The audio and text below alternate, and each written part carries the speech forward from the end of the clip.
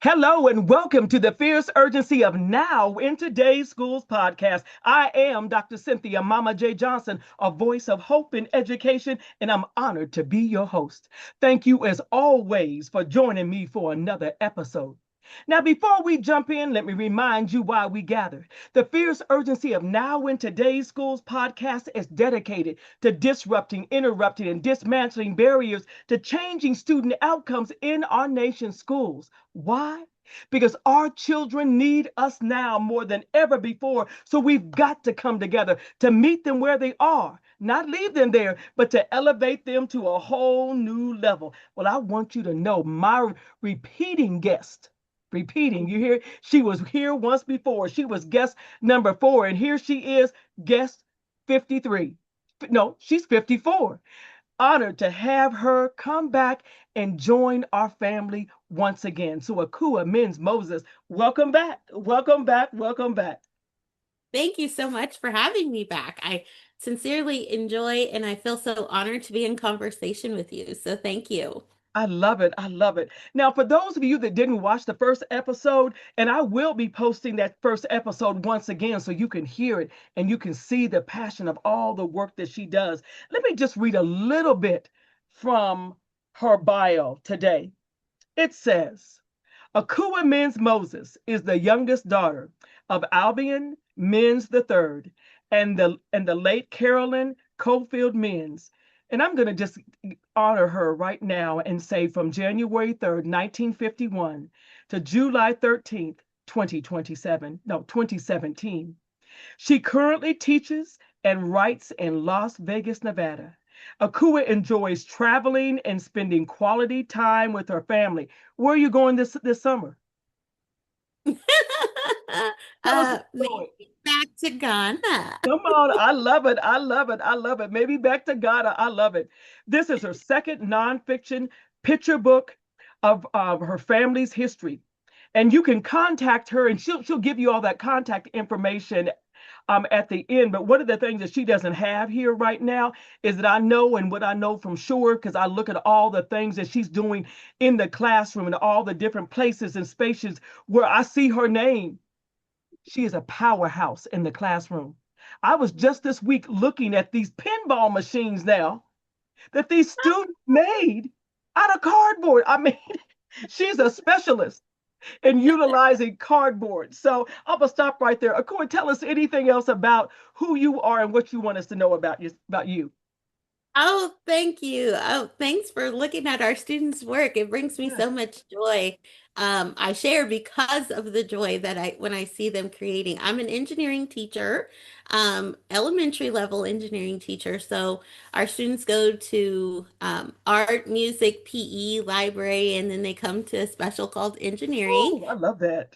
And I feel so honored. I feel so blessed to be in that position. It's not lost on me the opportunity and potential that I have as a specialist who gets to teach all of the students at the school. We have 700, almost 800 students at our school. And so it's an amazing opportunity to impact students' lives. Not only the unique thing about my job is as a specialist, I see them from year to year to year. So from Yes. kinder through fifth grade, I get to grow with them and see their skills grow and their confidence. And it's just exciting. So, yeah, so that's what I do. And I've been teaching since 2001. This is my Okay. 25th year in the classroom. But I haven't been in the classroom for the full time. I've taught second grade. I started in second grade, fifth grade. I was a literacy specialist, instructional coach, and some of my favorite years were the years in family engagement, and I did that for 7 years before Wow. becoming an engineering teacher. I love it. I love it. Well, I'm telling you right now, from where I am sitting and what I'm watching and seeing what you're doing, I love the fact that you are transforming students' lives. That's what it's all about. That's what it takes when you get that enthusiasm Mhm. and just hearing that excitement on the videos or whatever. I mean, that's what just keeps you going, Yeah. regardless of all the craziness that may be in the world. That's what keeps you going. And I talked to just someone recently, and they said, I came out of being an administrator because I Mhm. wanted to go back and Mm-hmm. just have that direct impact Mm-hmm. with children. And Yes. that's what I see you doing. I mean, you've done all these other things. Not that you didn't impact their lives as in family engagement or as an Mm-hmm. instructional Mm-hmm. coach or a literacy specialist, but what you are doing right now, you are Yes. up close and personal every single day. So I appreciate what you are doing. So let's jump Thank into the very first question. you. What have you been up to since the last time that we came together? I think it was in February of 2025. So over a year. What have you been up to? Wow. In the past year, I've received my national STEM teaching certification. Ooh, I love that. A national STEM teacher, yeah. So that was great. That was intense little coursework to complete. I was also featured in Dr. JC's book, Steam Makers, as a Okay. featured educator in her new book. I was also awarded another grant from the city of North Las Vegas, an education grant, and I'll be sharing some of my work. So stay tuned if you're on socials. I'll share what we've been doing with we received these cool little table saws that are safe for children Uh-huh. um, to cut that cardboard you were talking about. They're called chump saws, and we had so much fun with them today. So I can't wait to share that out. But yeah, so just learning and growing. I'm a constant work in progress, and I'm always trying to learn how I can reach more students and meet them where they are with what they need. I love that. I love that. And I tell you, I cannot wait to Mhm. see what you're going to put up and post on social. But I'm telling you, I will never look at cardboard the same. When you drive by different stores and you'll see the cardboard that's been smashed, and I'm thinking, boy, if Ekuwah Mends Moses had that cardboard, oh, she would do all kinds of things. And Right. I just remember this past summer before school had started, I can't remember what you were washing. Were they lids or Oh, bottle caps. bottle caps? I was like, oh my gosh! But you would capture that in pictures. So I just want you to know, I'm with you. I may not see I it every day, but I'm following you in the work that you're doing. I love that. Oh, thank you. And I have a strong focus on sustainability Oh, because I love that. um, the reason for that is for the same reason what you just said about going to the store and seeing the cardboard is the same reason I do that. Because Yeah. we can do all kinds of fancy robots and tech and stuff, but not all students have access to that. Right. And at the elementary level, we really want, if you want to transform their life, you have to give them things that are in their reach. They Come can on. reach a cardboard box when Yes. they get that Amazon package from delivered, or when they go to the grocery store, the child Yes. say, hey, I want to use that cardboard for this or that. And so I want to give them little foundational steps on what they can do with that and have them iterate and come up with some designs with just a clothespin and a craft stick, or just, marbles, basic things, making mazes, Right. things that have the kids at their level be able to access things that we don't have. STEM doesn't have to be expensive. Right. Right. Well, I want you to know you are doing it and you're doing it big. And I appreciate all that you're doing to impact the lives of children. Let me jump to the next question. What changes have you observed in the field of education since we last connected? Whether it's in Las Vegas or just nationwide, what have you observed? This being my 25th year in education, I have to tell you, it's not the same as Okay. when I graduated. Things have changed a lot.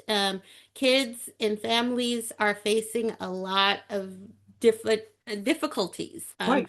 of a wide variety of reasons. And one of the biggest things is I've seen is a lot of behavior, in the way students are Hmm. expressing themselves at Okay. school has Wow. really changed. And their attention span is a lot shorter.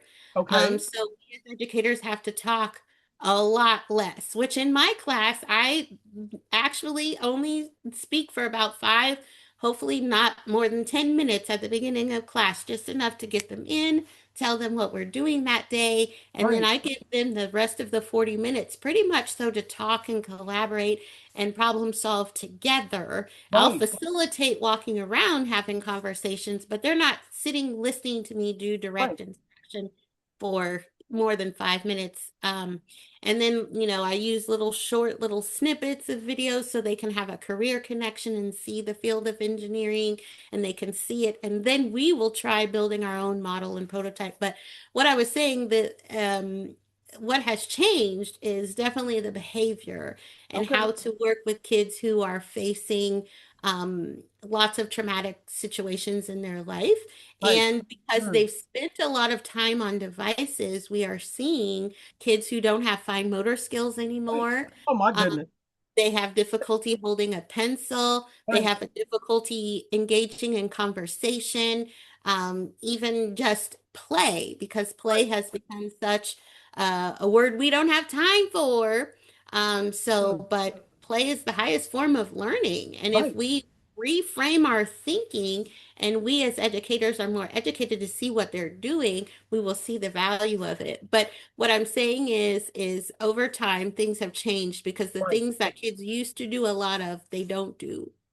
Right. Oh my goodness. And you are so right because children are so connected to these devices. When I'm in the grocery store, and Mm-hmm. and I'm still old school. I don't just pull up and get my groceries.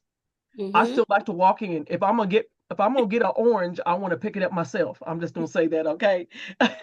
Things like that. But I said all that to say is the number of children that their parents are pushing around the shopping cart, and they're like this, Mm-hmm. Yes. never engaging, never looking up. I mean, they're Uh, putting stuff in the cart, even around them. They're moving and yeah. back and forth, and never looking up to say, oh, well, maybe somebody else put that in the cart or something. And that scares me. And then when you're talking about the fine motor skills, our Mm-hmm. children don't have that. And then, I was so excited when I heard and saw that they were bringing back cursive writing. I Yes, still write in cursive. And, absolutely. and It's so people, great for the brain. it is so great for the bird. And I still take copious notes because that's me. Okay. Yes. But I said all that to say that, people, when they see me write in cursive, someone asked me, a police officer asked me, where did you learn to do that? And he's pointing, and I didn't know what he was talking about. And I said, what Yeah. are you referring to? And he said, that right there. I said, Mm-hmm. my writing? I said, that's cursive. He said, where did you learn how to do that? Mm. In second through fourth grade at Reese Elementary in Warrensburg, Missouri. You know what I'm saying? I mean, but it was just so interesting because he was just so fascinated Yes. that I'm reading. I mean, I had done an investigation, so I'm sharing some information. I hadn't even gone to the type anything up, but I'm reading from my notes. But it's like I don't know if he was listening to me or not, or if he was looking at, look at all these beautiful copious notes. And I still, I write in calligraphy. I have my Right. calligraphy pen. I mean, I like to do those things. So I hear what you're saying. There are so Uh-huh. many things that our children have lost, and we cannot blame the pandemic. No. We have to take ownership as grown folks, as I'm gonna use a word my mama would say, grown folks. We have to take the ownership as grown folks for what we did and what we did not do. Yes. And then when I see children out and about and they don't know how to communicate with adults, Mm-hmm. that Mm-hmm. blows my mind. Yeah. And what respect actually means. Oh, And come on now. the talking back and what do we call talking back? What Right, does that mean? And, the constant clap back. If I right, say something as a teacher, I have students who instantly have something to say, right. instantly have something to say. And I'm constantly like, you know what? I am your biggest cheerleader. Uh-huh. I want your success. I'm here Woo! for you. So you need to reframe that Right. and channel that energy into being successful. And I'm here to help you do that I because it's love how you reframed that. And I love how you made it plain to them. You didn't go to their level. Like, wait a no. minute. I'm Mm-mm. in here. I'm your biggest cheer. I'm cheering for you. Mm-hmm. And you know what? And, And I and in other places, they don't always hear that. no. No. And usually it typically diffuses them pretty quickly when you let them know that I am on your side. I understand that Yes, it's frustrating. I understand that it's difficult. You might not know where to begin, but hey, let's start with that first step. Where can we begin? Let's yes. start with that. And typically, I will do that because it is challenging and not everyone has that same. I find what I really like about engineering is it lets some students who not typically, but sometimes struggle in academics, they Uh-huh. shine in my classroom. Wow. They Yes, because they think differently, they process things differently. And yes. it was really interesting this year. The GATE teacher, gifted and talented education teacher, she asked me for a list of students that I thought would qualify. And I went through the different grade levels and I gave her a list, and she wrote me back and she was like, I cannot believe how spot on your list was. And I said, I see them. They Right, shine. They right, shine with challenges, right, creative challenges, and they right. persevere in that problem solving and they come up with solutions we could never even imagine. I mean, it's really exciting to watch them just That is blow. great. That's Yeah. great. Well, what it really is that you are igniting a flame in them. Come on, let's just keep it real, okay? Mhm. Because sometimes for children, it takes that one person Yes. that believes in them. And like you said, I'm your cheerleader. I'm your I'm for cheerleader. you. I'm here to help you. Mm-hmm. Yeah, oh, I Mm-hmm. love that. We can spend the rest of the podcast and our time on that, but we're gonna keep on moving. We're gonna keep on moving. So the next question I want to ask you is in uncertain times, how do you continue to teach with joy, resilience, and hope? Because I remember my purpose. When Hmm. you know your purpose, it helps you Yeah. understand your why. Because Yes. I am here for student success and student achievement. Yes. Like I said at the beginning, I'm very thankful to have found my fit. Fit is a big word with me because I've done many things over my career, but I'm very fortunate to Yes. have a position that allows me to have creative autonomy, to be able to put all the skills and things I've learned as an instructional coach, as a literacy specialist, now as a certified STEM teacher. I'm now teaching something that allows me to put everything I've learned together in Ooh, a that's masterful good. way to connect with student interest. So Hmm. I am very big on student interest and student autonomy. And I want to know, what do my kids want, my students? I have 750 of them. So I'm always I do an interest survey at the beginning of the year. I have them do writing after the end of the design process. And Ooh, I that's have good. sentence stems that I've given them to help scaffold that writing so that way I can yield out some of that voice that I want to hear from them. And I Right. like to amplify their voice and show them that their voice matters. And there is nothing more rewarding than seeing on their child's face, like, she really listened to me. Like, we're really doing this challenge, and I can really do this better than I thought. Yes. And those are if I can coin this to gambling, gambling works because of those instant wins, right? Those little Right. small Right. wins. Right. That's what keeps people gambling. And in education, those little small wins are when the light bulb goes on for a student, or when you see that smile on their face, or they're so proud, look what I made, or when you see them collaborating together. I get lots of small wins all day Yes. long, and it keeps Yes. propelling me to be like, ooh, I want more of those small wins. I want more of those small wins. I look and there's so many things that can go wrong. A student who shows down with me, which doesn't happen often, but I could focus on that, or I Uh-huh. could focus on the couple hundred small wins I had throughout the day because Yes. I see 6 or 7 classes a day. So I can focus on those, and that's what I choose to do. I love that. You know what? You're the second person this week Mhm. that has used the terminology small wins. In Mhm. fact, I was doing a follow-up session, virtual follow-up session. I've just come back from Houston, Texas, and this person that was in the follow-up session said, I'm not here just to take from you.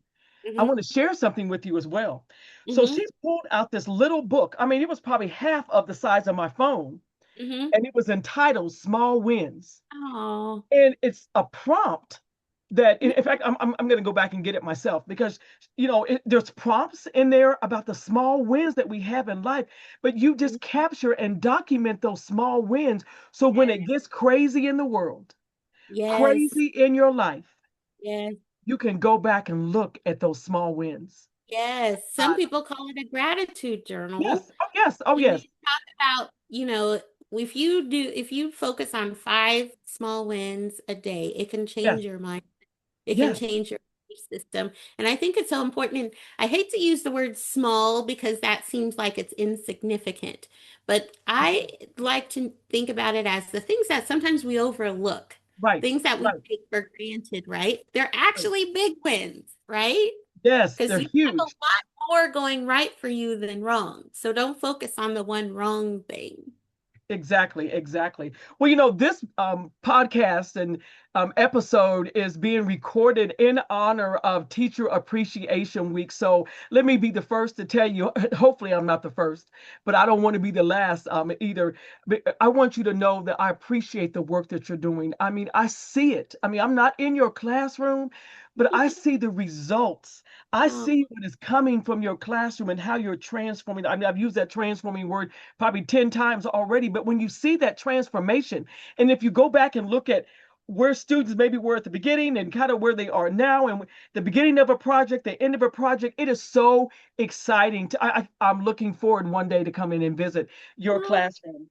But I want yeah. to transition right now to really another teacher, if you will.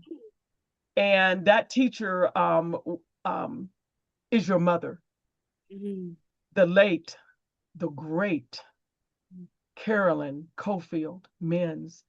Mhm. And I think about her, and I was so blessed to be able to receive in the mail a copy of the book that's back here behind me. And I just want to transition at this time because not only are we talking about teachers, but I feel like it's so befitting. This episode will actually post on the Saturday before Mother's Day. So when you have a book behind you that says Mama's Portrait and Me, Mhm. you have to take time to um, honor Thank you. the message of this book. So tell us just a little bit about the book and your experience in writing it. It was a very eye-opening and Okay. heartwarming experience to put it together because, as you said at the beginning, my mom passed away in 2017. And my mom and my father, they have so much art they surrounded us with growing up. And when she passed away, we had the big question like, how do we honor her? Because Right. obviously she didn't take her art with her when she passed. And there's so much that we want to keep and preserve. And as we were going through, and the funeral home is asking us for a compilation of pictures and things, we're going through the photo albums, and it's just clicking on me, because I am a creative kind of person, Uh-huh. and I was like, you know what, this has to be shared, and there has to be a creative way of doing it. Yes. And my master's degree is in literacy, and I, as you said, spent many years as a literacy specialist and instructional coach, training people on reading. And so I thought, I always wanted to have more books on the shelf that looked like me and my Uh-huh. experience growing up with an African American mother and a father who was born in Ghana. And there wasn't really many bicultural families. Right. People see you as Black, but Black isn't a monolith, right? Come on. We're different. And so Right. I wanted to capture some of the things from my childhood. And they say the best stories come from the heart. So I wanted to share the story and hopefully inspire other people. And so that's why I wanted to put together these two books and honor her artwork. So all of the work in the book is from my mother. I Yes. didn't do any of the art. I just laid out the pages and put the art together. I love it. I love it. And there's so many thoughts going through my head right now of how to be able to use this book and how to be able to display the art and things. We'll talk about that here in just a few minutes. So I appreciate the words that you've just shared. So who was the intended audience of this book? That's a really good question. Picture books, people think, oh, those are just for kids. Right. But in fact, a picture book is just a storytelling format. There Hmm. are many ways of telling a story through Right. comedy. Comedians on stage are telling stories. You Yes. have you have musicians who tell stories through song. Right. Picture books are another storytelling format. And Right. so this isn't just for kids. This is for readers of all ages Right. who can learn through pictures and through words. And people think that even if I could coin like graphic novels or comic books aren't really reading. They're Uh-huh. phenomenal reading Yes. because you're not only just reading through the text, you're also reading through the pictures.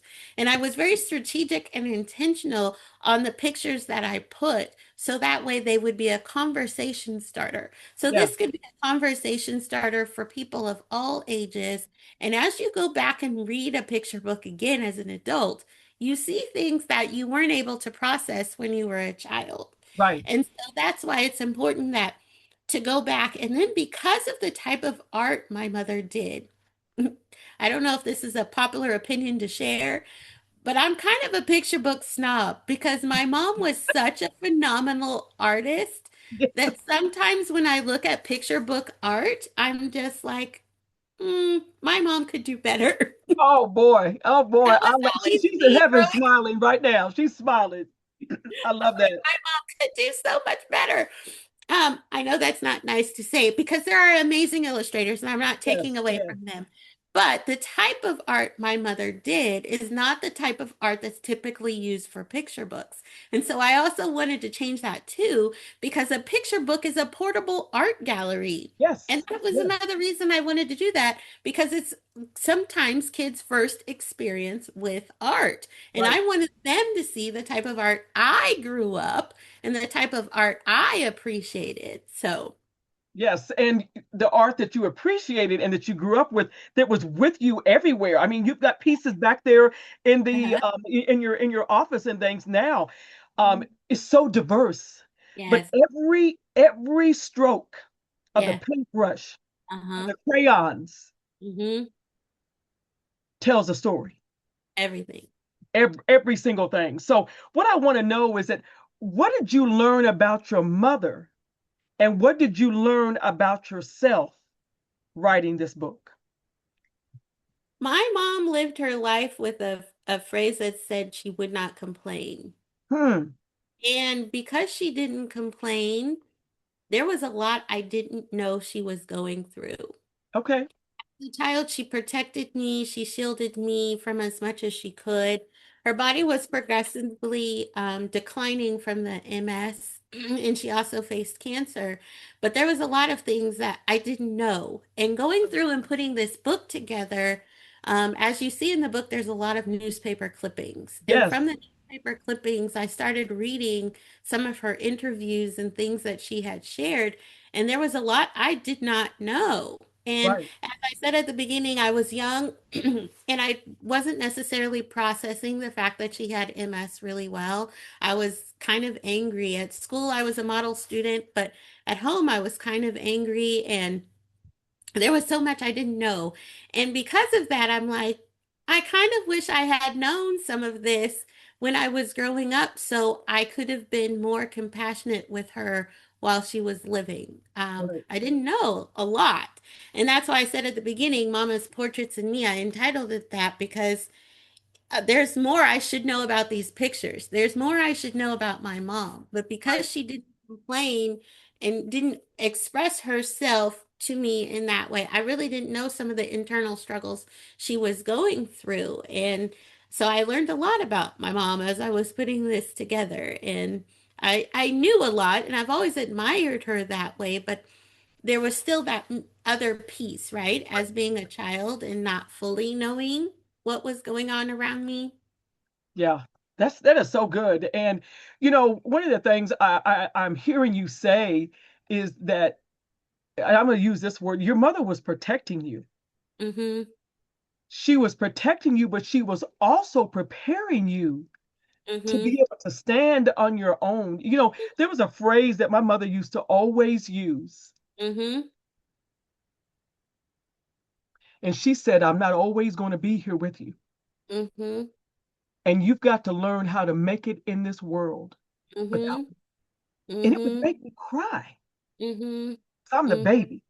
And I Mm-hmm. was always just so close to her. But that would just make me just so sad. But now Mm-hmm. that mama's in heaven and has been in heaven for many years, I Mm-hmm. understand what she was saying. She was protecting me, Yeah. but preparing me, making sure that I knew how to navigate life, Mm-hmm. whether I had plenty Mm-hmm. or whether I was living like I grew up, where we Mm-hmm. had faith. That's what we had. Yeah. So I'm thankful and grateful. So really, our mamas took care of us. They did. You know, They absolutely did.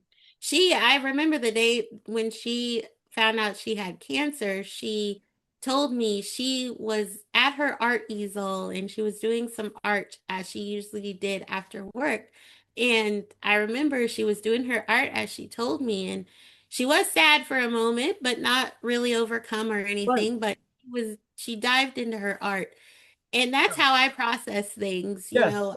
I've been open that my own son unfortunately had cancer when he was 2 and when he was Wow. 4. And Wow. when I went through Heard that with that. my son, I channeled what I saw my mom do when Wow. she faced difficult medical conditions. She dove into her art. I did my master's thesis while my son was in intensive care. Like just dive into that Right. work and I continue to live life to the fullest because one thing I do know is each day is an absolute gift Yes. from Yes. seeing what she's been through, seeing what my son has been through, each day is an absolute gift. And so Yes. I live each day again, I'll use that word purpose, a purposeful life. Like I'm Yes. very intentional about giving my best each and every day because no one knows tomorrow and what tomorrow will bring.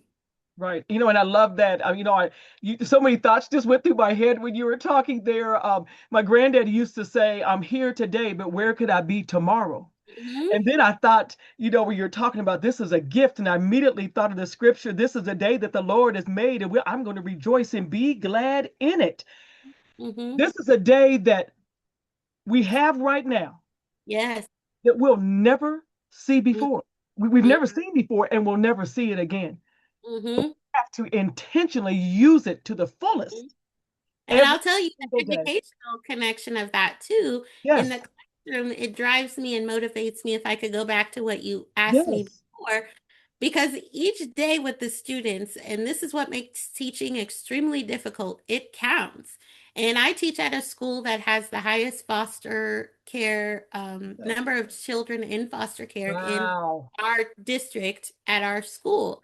And so I literally might not see this child again. Right. So Woo. while this child is with me, I want to Yes. plant those seeds with him or her Woo. that wherever you go, I Huh. want you to know that you are a problem solver. You Yes. can handle hard things. You've done it before. You can use the resources around you. What's in your hands, as my parents' nonprofit is called. What's in your hands? What can you do with what you have to Mm. impact your family, your community? You can be a problem solver. And that's what engineering is all about, is Right. solving problems Right. for ourselves and our community. So that's why the Yeah. student leadership and the student interest piece is so important, is listening and giving those kids the voice, because this is the time you have with them. And Yes. you never know when they're going to be transferred or they're moving to another family.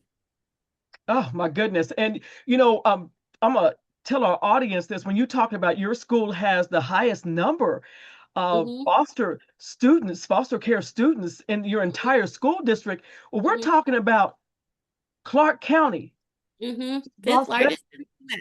Yes. fifth largest in United States. Are they still the fifth? Yes. Yes. And I think about all the years and things I worked there, and I partnered with them through consulting. And you at that time it was 238,000. I know it's more than that at things now, but I mean that just blows my mind.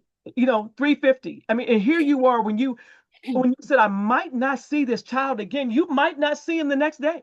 Mm-hmm. They may have Literally. started a project, Mm-hmm. but you come back, they come back and get their supplies and they continue on the project and they may not ever walk that way again. Whew, I tell That's you why what. I do projects that can be finished the same day.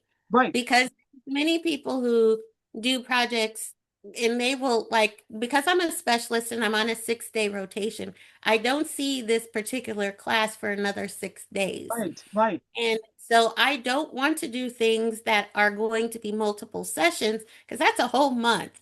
right. And I've lost some students and I might have some new ones come and Yes, all kinds of things. So I'm really strategic about making every moment they're with me count and we start and finish something that day.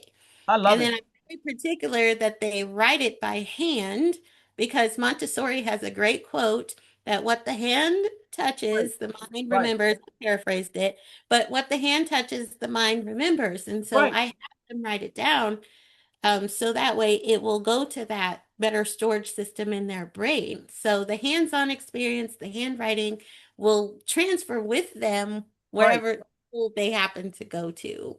Right. And I don't know if you have any experience or whatever in Montessori, but I would say this, and you may not know this, in the state of Kansas, I opened, if you will, but led the project to open the first public Montessori school in the state of Kansas. And going through that tedious certification to be able Mhm. to do that work like your STEM, going through Montessori and what the children experience. You cannot sit down and read Maria Montessori's work and just say, "Oh, I'm just going to sit down and read it." You may have to read it 6, 7, 8 times. Yes. But anyway, what powerful learning and how you can take those same principles and use them all the way through, not just the children's house, the beginning Yes. level, but to take that all the way through is just so absolutely powerful. So I want to ask you this. We're almost closing here. I mean, I could spend and talk the rest of the evening with you tonight, but I want people to be able to walk away with something of how they can use and utilize the words and the pictures and the stories in your picture book in the field of education. How does it relate to mental health? And how does it relate to social emotional learning? I'm going to let you go first, and then I'm going to tell you about how I'm going to use it. Oh, wonderful. I like to put things out that are open-ended. Okay, And I say just because everyone who reads this is reading it with their own life experience, and right. we're all different. So we're all going to see different things. So definitely in education, I would say use it as a conversation starter, especially for grief and loss. Yes, Takes a lot of different forms. Happy things can also lead to grief as well, not just sad things. But many kids are going through, or many adults, teenagers, people of yes, all ages yes, are going through grief at all kinds of things between changing schools, changing homes, pets dying, other things like that. And so I wanted this to be a way of how can you also use what you have from yes. your family trips, your family photos, your keepsakes, the things that whoever or whatever you lost, how can you focus on the time we had Okay, and celebrate and cherish that and tell your own story. Use my story as an example. Create a timeline from it or create your own art from it. How do you want to express and share your joy, your love for whoever it was, and some of those complex emotions, like you were saying, writing it down? What are yeah. some of those wins that you had? Mm-hmm. Oh, that's so good. That's so good. Well, I'm going to tell you right now how I'm going to utilize it. I got two different ways. First of all, I would take your book, Uh-huh. Mama's Portraits and Me, and Uh-huh. I would use this in a restorative circle. And Nice. I would call it an equity circle, if you will, because Mm-hmm. I would want students to be able to look at the art Uh-huh. Whether it's a book, an actual a copy of the book in their hands, and they Mm-hmm. have had time before we have put together our circle, and they would talk about how that piece of art, first of all, related to them. What about that piece of art struck them? That would be the Mm-hmm. first round. And then we would do another round and talk about how that same piece of art relates to their life. And then we would do a third round as to how they could take that piece of art and how they could take that into the world and Yeah. add meaning and add value to the world. So that's one of the ways that I would do it. Now, I know the second way is not it's non-traditional. I know people are saying don't do that, but I have done it before. I have bought multiple copies of a book, if you will. Uh-huh. And I have cut up the book Ooh. and I Woo. have made pieces of art. I think about I my cousin, the late, the great Tim Rucker, who was such a great friend of your mother's, but also a great friend of your father's. Um, mm-hmm. I mean, came in my house years ago and he's like, "Oh my gosh, where did you get that piece of art?" And I said, "Oh, I made that." He's like, "What do you mean you made that?" I said, "Those are postcards from our Oh, travels throughout the nice. United States in significant areas where different civil rights events took place. I mean, that's my area of history that I've studied, that I do reenactments for, that I tell the civil rights movement through song. Yeah. And but I create those pieces of art. And he's Mm-hmm. like, I need one. I want one. But I didn't get a chance to do one for him because God called him home. So he's in heaven too. So, and I know he's in there talking to your mama right now. Yeah. Look at her down there talking about us. I love that. But to take that as, like I said, to use in a restorative process, in a restorative way, but also to be able to use it and to be able to frame the artwork, that is most important to me. Now, those that are listening tonight, like again, see, if you haven't listened to the first episode, you do not know how I became connected to Ekuwah and her family. First of all, we are from the same hometown, never knew one another. I would see them every now because they're a lot younger than me, but I would see them every now and then.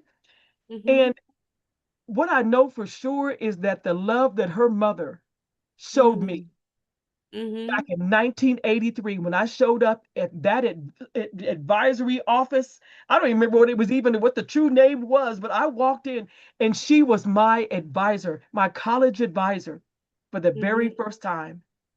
I knew I could make it because she That's all. showed and extended me love. And then it was years later before I really came to know your father and just what a man of strength and honor. So I said this before, and I'm going to say it again that in 2017, during her homegoing, it Mm-hmm. was important for me to be there because I wanted to be able to honor her life and her legacy and the Oh. um, just unending Mm-hmm. love that she showed towards students. Yeah. And that's what is life changing. Mm-hmm. So, Me. Akua, I want to ask you this last question. If you had to give educators right now, because they're going to listen to this, they're going to say, "What? You're talking about all these things and all these lessons that you've learned and that you have learned about yourself and things through art, but also about teaching in challenging times. What is your call to action that you would leave for educators about how you can teach with joy, resilience, and hope Mm-hmm. in times like these? Don't make me sing it now, but go ahead, talk to them."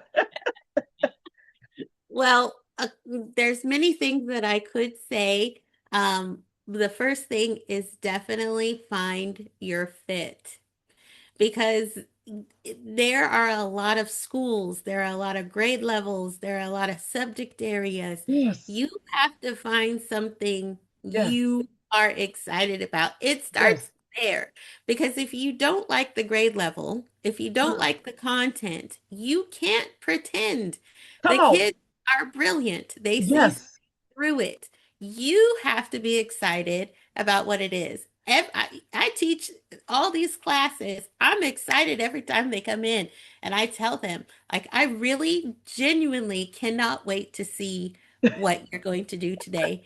And that's why when they start acting up, I'm like, no, no, you're not going to rob me of my joy of seeing what you Come produce. on. So Come you are on. going to get it together because I'm excited to see. You're so creative. Show me.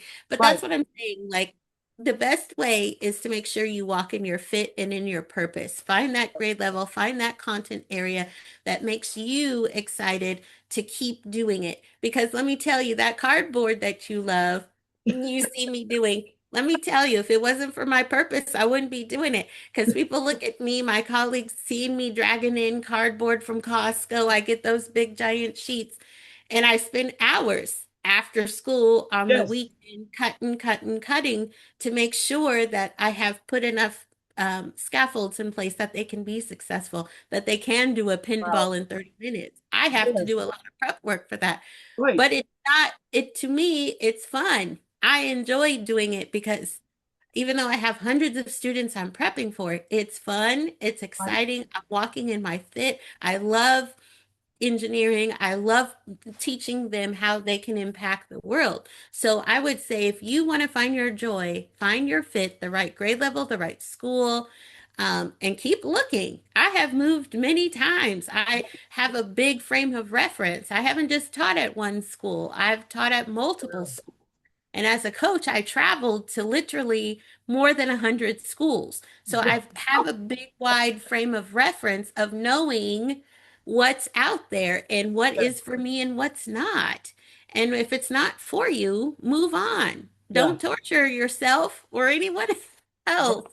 Right. Oh, thank you so much. I'm telling you, audience, I could talk to Ekuwah and her family, I mean, forever, because just the joy that they bring, and they ignite that joy in me once again. And there's no better and no greater profession Oh, than being an educator. I just agreed. believe that. I just believe that. I believe in my heart and my soul that everything that happens and that goes on in this world is because of an educator made a difference in the life of a child. And you know, I So have to say that I have enjoyed this as well, if I could say really fast. Thank you so much for this opportunity. I've enjoyed getting to know you as well. And in honor of Teacher Appreciation, I think it's been very fascinating seeing how you and I, even though we are different ages, have had many of the same educators growing up. I had yes, Mr. Collins for art. I yes, had Mr. Bell for English. yes, I had Miss Mazda for right, uh, speech and theater when I was in right, high school. We right, had many of the same educators who impacted our lives. And yes. so I've enjoyed getting to know you. And it's amazing, even if you look at our outfits, how similar they are today. We Like have the we, same pattern. It's so funny. Oh, I love it. Kindred spirits is what we would say. We are just kindred absolutely. spirits. Akua, that it doesn't make a difference what is Mhm, going on in this world. Yes, it is important to me. Yes, I keep up with all of that. I mhm, will never let anyone take the joy mhm. because, I think about that song that says, "This joy that I have, the world didn't give it to me. This joy that I have, the world didn't give it." And the Mhm. world, show enough, I'm gonna say show enough, I'm a country girl, can't take it away. So Mhm, in honor of National Teacher Appreciation Week, mhm. during the month of the first full week in May, Yeah. I am so glad that you have joined me and my guests today. Mhm. Always, teachers, remember to let your light shine, let it shine, let it shine. Until we meet again, Ekuwah Mends Moses. May his Woo. peace be with you. Thank you. Thank you. So good. I love it. So good. So much that has been said tonight. Thank you for joining me.